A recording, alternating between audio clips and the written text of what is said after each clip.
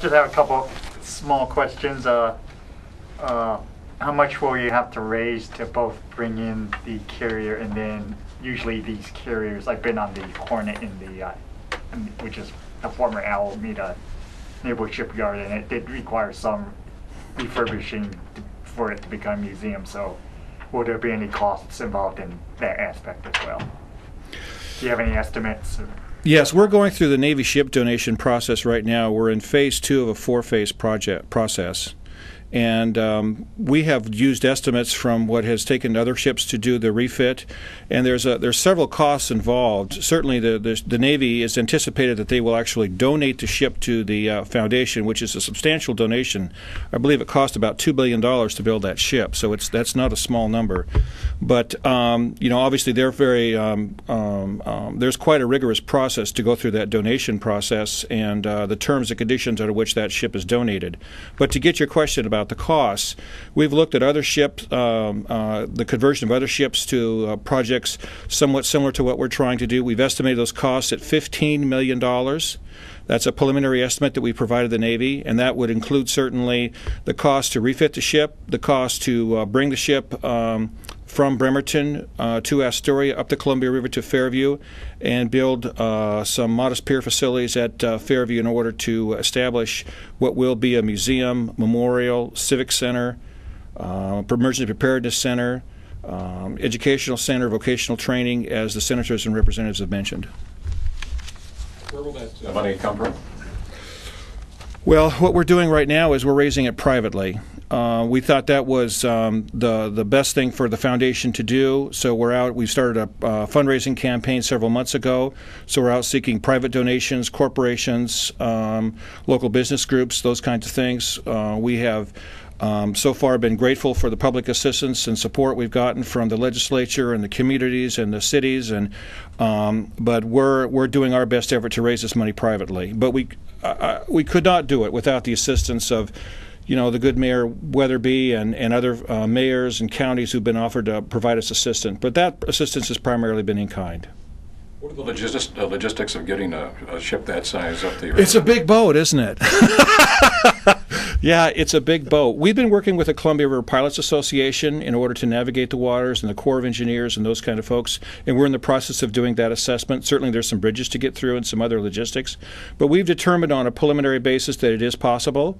And probable that we can bring it up. But now we have to work with all the, there's so much permitting, there's so much process that one needs to go through in order to satisfy all the requirements and regulations and such to bring a ship of that size certainly up the river. And we want to make sure that we comply with that. But that could not be done, and I want to be clear about this, that cannot be done without the help and support of the senators and representatives behind me and the goodwill of the governor's office to support this process, because it takes everybody working together. Would the width and height of the ship fit under the existing bridges? Actually, it will. Actually, what you can do, it's kind of surprising. The Ranger is almost a football field wide, and it's more than 3 football fields long. So it's 20 stories tall. This is a big ship. But actually, what you can do is you can narrow those ships down the width quite a bit. There's some modifications we can do, and we've satisfied ourselves that we can do that to make the bridge clearance. And as for the towers and such, we can lower those towers in such a way that we can clear most of the bridges as well. So on our preliminary surveys of the ship and the bridges and the channels and such, we've satisfied ourselves that we can do that. And we're working with the various regulatory and other agencies in order to confirm all those findings. But so far, we're pretty confident we can. This isn't one of the nuclear carriers, is it? This is one of the last of the conventionally fueled supercarriers, and supercarrier is an important designation because, as I said before, these are not small ships, so they represent, as Senator Monis Anderson talked about, the tremendous war history and battle history of this ship. So it's one of the very large ships still around, and it's one of the last ships that will be available for donation or to be developed in this way. All the ships, all the supercarriers subsequent to this are all nuclear powered, and the Navy's been very clear those will not be available for donation. And when you look at the other ships around the country, there's no ships in the Northwest right now that we could do this with. So it's quite a special opportunity. I only asked because I've been aboard the Enterprise, and I think This the is bigger. Navy's still using. Yeah, okay. I think the Navy's still using that one. Yeah, this is big. I mean, and you talk about Navy, I mean, the fact of the matter is, when you look at how these ships are used, you know, when the unfortunate tragedy happened in 9/11 in New York, you know, their emergency preparedness center was actually in the bottom of the World Trade Center. So when that actually collapsed, they transferred that emergency preparedness center, they transferred that to the Intrepid on board in New York. And so they have actually converted that now to a permanent emergency preparedness center, and it's proved to be quite successful and quite valuable. So it is our hope, again, with the senators and representatives' support, the community support, that we can do that with the Ranger as well. It has the infrastructure, which is so critically important. It has the space, to make that happen in a very efficient way. One other question is do your plans call for display of one or more of the aircraft that were actually used on the Ranger or models? Well, yeah, let me be clear.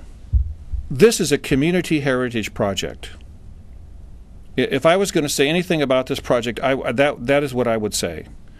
Because I think one of the things that's going to distinguish this project, and I would like to believe, and the Foundation would like to believe, that we're getting the substantial level of community support is because it's a community heritage project.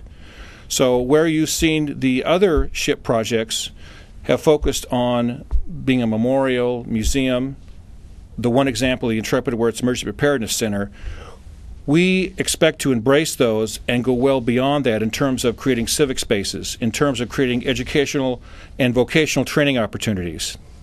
So it's going to be much more than that. And but in terms of display, I think something is also very important, and we've made this commitment to our veterans groups and others, that this is going to be a display platform for all the services. And we would, we hope hope that we can provide whatever assistance we can to our veterans and work closely with our veterans committees and provide this as a meeting space for veterans and a place for them to come home to and make that facility fully available. But in terms of planes, we would have represented planes from all the service branches and all kinds of displays, and quite frankly, whatever our community out in Fairview, Troutdale, Gresham, Wood Village, and the county, whatever they would like to see, that's what we hope to have there.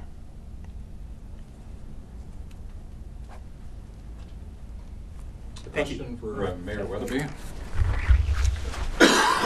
Yes, thank you. Mr. Mayor, what does this mean to the community of Fairview?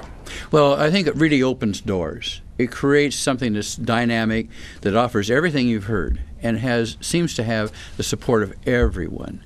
I think it opens up the east side of the river. We have the freeways, we have 2 airports, and of course, again, the river. And I think we have the mechanisms to make this really work. I think the opportunities are boundless. This is something that people are more and more beginning to realize what this offers. And I think, again, you've heard that today.